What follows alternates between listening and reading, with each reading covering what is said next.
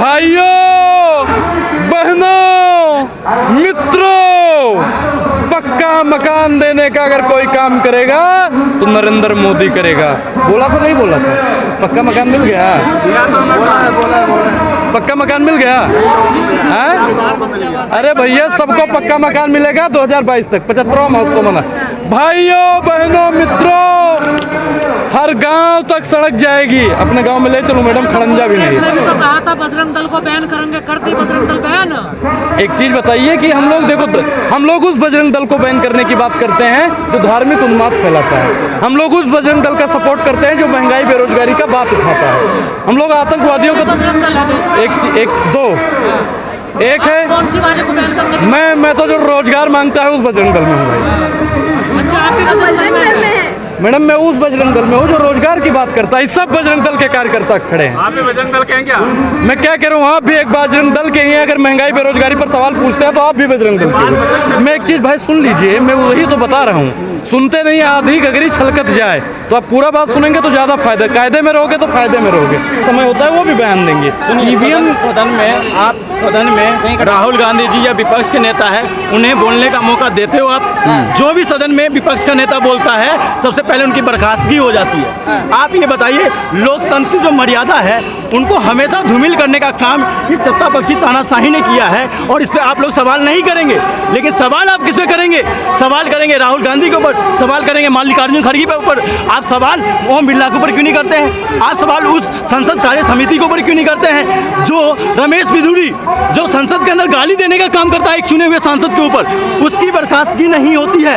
एक सांसद प्रताप सिन्हा अपने पास पर संसद के अंदर हमला करवाता है, स्मोक बम के माध्यम से संसद सुरक्षा में चूक करवाता है, उस पर कार्रवाई नहीं होती है। लेकिन एक सांसद जो जनता की आवाज उठाता है सदन के अंदर, उसकी बर्खास्तगी हो जाती है। और आप तमाम मीडिया की चुप्पी साध लेते हो, और तमाम मीडिया कहाँ पहुंच जाते हो? जगदीप धनखड़ के पास। जगदीप धनखड़ जब राष्ट्रपति और उपराष्ट्रपति की पद की जो गरिमा है उनको धूमिल करे, तो तब आपने पूछने की हिम्मत नहीं जुटाई। लेकिन जब एक कला के माध्यम से अपनी कला को प्रदर्शित कर रहे थे सांसद महोदय, आप उसको ये लिया कि पर्सनल अटैक को ले लिया आपने। आपकी आवाज सब कहाँ चली जाती है जब प्रधानमंत्री मोदी जी एक महिला सांसद के ऊपर नूब सखा के कहते हैं, महिला को अपमान करते हैं, वहाँ कहाँ चले जाते हैं स्मृति ईरानी जब एक महिला का अपमान करते हैं, और मणिपुर मामले में चुप्पी साध लेते हैं। आप ये बताइए, तमाम मंदिरों मस्जिद की लड़ाई में आप वोट की राजनीति करते हो, लेकिन जब संविधान की बात आती है, जब बाबा साहेब की बात आती है, तब आप लोग चुप्पी साध लेते हो। ये वही भारतीय जनता पार्टी है ना जो 6 दिसंबर को पूरा देश बाबा साहब की परिनिर्वाण दिवस मनाता है, लेकिन ये लोग कौन है शौर्य दिवस मनाने के लिए? अभी अमित शाह बोले बिना सुनिए, दूसरा एजेंडा सुन लीजिए। पहले दूसरा एजेंडा सुन लीजिए इस भारतीय जनता पार्टी का। पता 22 जनवरी तारीख क्यों तय किया गया? कभी आप लोगों ने सोचा? नहीं सोचा, क्योंकि 26 जनवरी जो 26 जनवरी में पूरे पुख्ते से कह रहा हूँ, जो 26 जनवरी जिस दिन हम लोगों को गणतंत्र मिला, जिस दिन संविधान लागू हुआ देश के अंदर, उसको खत्म करने की रणनीति भारतीय जनता पार्टी ने 22 जनवरी के माध्यम से मनाया है, और पूरा देश चुप्पी साध रहता है। ये पूरा मीडिया सवाल नहीं उठा रहा है। पूरे देश में राम मंदिर करे जा रहा। मैं राम मंदिर के खिलाफत नहीं हूँ, लेकिन ये क्या संयोग है कि आपने 22 जनवरी का पद रखा?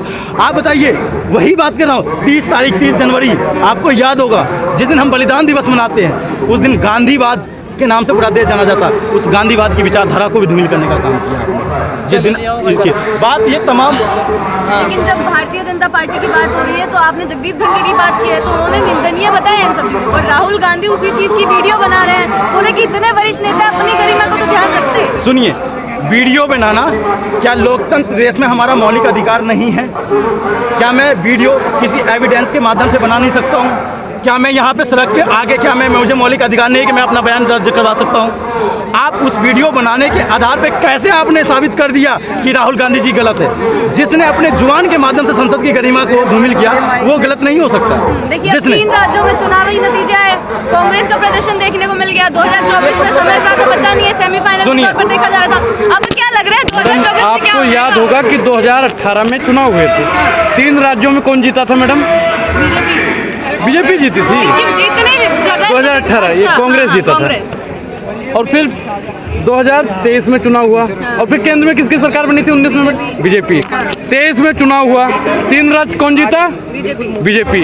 अब 24 में केंद्र में कौन जीतेगा? मैडम आप बहुत समझदार पत्रकार हैं, आप बता दीजिए। ईवीएम से चुनाव ही नहीं होगा भाई, काहे घबरा रहे हो? ऐसा हो क्या जाएगा कि ईवीएम हट जाएगी? अभी तक तो कुछ बात ही नहीं हो रही, सिर्फ विपक्ष के नेता के बयान आ रहे हैं, कार्रवाई कुछ नहीं हो रही। मैडम देखिए, कार्रवाई करने वाला लोग कौन है? सिस्टम में बैठे हुए लोग किसके हैं?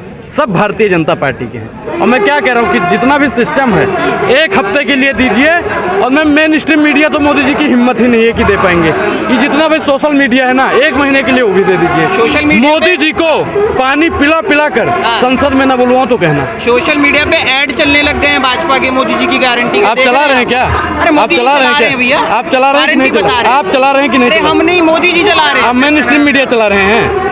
सोशल मीडिया है ना, आप सोशल, आपका कौन सा मेन स्ट्रीम मीडिया है? सोशल मीडिया ये मैडम, आप लोग चला रहे हैं कि नहीं? जब आप लोग नहीं चला, कौन चला रहा है भाई? आरएसएस का लोग चला रहा है। हर चैनल पे आ रहा है भाई। मोदी जी की गारंटी नहीं, मोदी जी की गारंटी वारंटी कुछ नहीं है। मोदी जी की अगर गारंटी होती तो सबको रोजगार मिल जाता। मोदी जी की अगर गारंटी वाकई में होती तो सबको पक्का मकान मिल जाता। मोदी जी की गारंटी होती तो सबको जल नल मिल जाता। गारंटी पे जीते हैं, ये दावे हैं सीधे। मैडम देखिए, गारंटी मैं मानता हूं कि भारतीय जनता पार्टी जो है ना, वो कांग्रेस के ही मुद्दों पे चुनाव लड़ती है।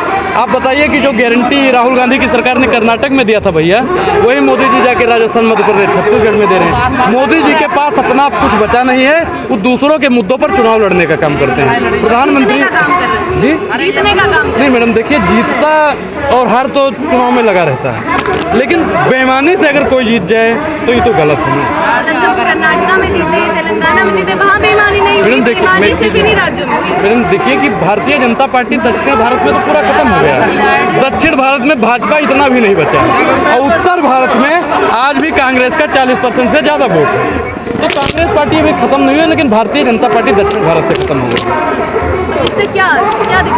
मैडम दिखाने की कोशिश ये है कि अभी भी जो पढ़ा लिखा लोग है ना, 60% से ज़्यादा लोग बीजेपी को वोट नहीं देता है, और 24 में यही लोग भारतीय जनता पार्टी की तानाशाही को उखाड़ कर फेंक देगा। उनका भी एक ही नारा है कि रोजगार दो या गद्दी छोड़ो, महंगाई कम करो या गद्दी छोड़ो। क्या चीज़?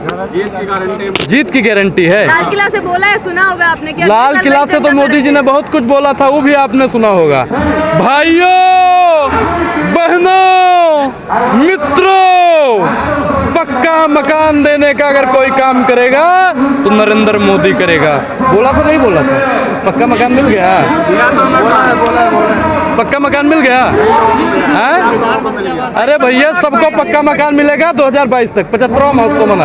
भाइयों, बहनों, मित्रों, हर गांव तक सड़क जाएगी। अपने गांव में ले चलो मैडम, खड़ंजा भी नहीं। इसने भी तो कहा था बजरंग दल को बैन करेंगे, कर दी बजरंग दल बैन। एक चीज बताइए कि हम लोग देखो, हम लोग उस बजरंग दल को बैन करने की बात करते हैं जो धार्मिक उन्माद फैलाता है। हम लोग उस बजरंग दल का सपोर्ट करते हैं जो महंगाई बेरोजगारी का बात उठाता है। हम लोग आतंकवादियों को बजरंग दल है देश में। एक है, कौन सी वाले को बैन करने? मैं तो जो रोजगार मांगता है उस बजरंग दल में हूँ भाई। अच्छा, आप भी बजरंग दल में हैं? मैडम मैं उस बजरंग दल में हूँ जो रोजगार की बात करता है। सब बजरंग दल के कार्यकर्ता खड़े हैं। आप भी बजरंग दल के हैं क्या? मैं क्या कह रहा हूँ, आप भी एक बजरंग दल के ही हैं। अगर महंगाई बेरोजगारी पर सवाल पूछते हैं तो आप भी बजरंग दल के हैं। मैं एक चीज़ भाई सुन लीजिए, मैं वही तो बता रहा हूँ। सुनते नहीं, आधी गगरी छलकत जाए, तो आप पूरा बात सुनेंगे तो ज़्यादा फायदा। कायदे में रहोगे तो फायदे में रहोगे। मैडम मैं बता रहा हूँ कि जब आपको याद होगा कि जब भगवान राम पुल बना रहे थे, राम सेतु बना रहे थे, तो एक गिलहरी थी जो धूल ओढ़ के जाती थी, समुद्र में फिर आती थी। तो भगवान राम ने उसे उठाया और बोले क्या कर रही हो? तो उन्होंने कहा मैं पुल बना रही हूँ, मैंने सुना है राम आने वाले हैं। तो उन्होंने कहा कि इससे क्या होगा? तो उन्होंने कहा कि मेरा नाम पुल बनाने वालों में लिखा जाएगा। तो ठीक उसी प्रकार हमारा वो बजरंग दल है जो रोजगार पूछने वालों में, जब इतिहास में नाम लिखा जाएगा तो हम लोगों का नाम लिखा जाएगा कि अनुराग ओझा सवाल पूछ रहा था। और आप लोगों का जब इतिहास में नाम लिखा जाएगा तो आप लोगों का दलाली में नाम लिखा जाएगा। आप लोग पता नहीं, आप लोग तो आप तो शायद मुस्लिम पत्रकार हैं, बहादुर शाह जफर को मानने वाले होंगे। सुनिए, उन्होंने कहा था, टारगेट कर रहे हैं कौन सवाल? नहीं, मैं बता रहा हूँ भाई, उन्होंने कहा था कि गाजियों में बू रहेगी जब तक ईमान की तक तलन्नत तक चलेगी तेग हिंदुस्तान की। आप लोग तो चापलूसी भारतीय जनता पार्टी की करने लगे, माफी वीर वंशजों की करने लगे। उन्होंने तो अपने बेटों की शहादत दे दी देश को बचाने के लिए। अरे कम से कम अपनी पत्रकारिता को ही बचा लीजिए देश को बचाने के लिए। आखिरी सवाल से खत्म करेंगे क्योंकि 2024 की बात हो रही है। अब 2024 पर ही बात होगी क्योंकि नजदीक इतना जी मैडम। बैलेट पेपर की जो मांग उठ रही है उठ पाएगी, मुद्दा भी बन पाएगा बैलेट पेपर से? मैडम चुनाव बिल्कुल होना है। बिल्कुल, आप देख लीजिएगा महज 90 दिन बचे हैं तो चुनाव तो बैलेट पेपर से ही होगा। अगर बैलेट पेपर से चुनाव नहीं होता है तो मुझे लगता है कि देशवासी चुनाव में वोट डालने नहीं जाएंगे मतलब नहीं जाएंगे।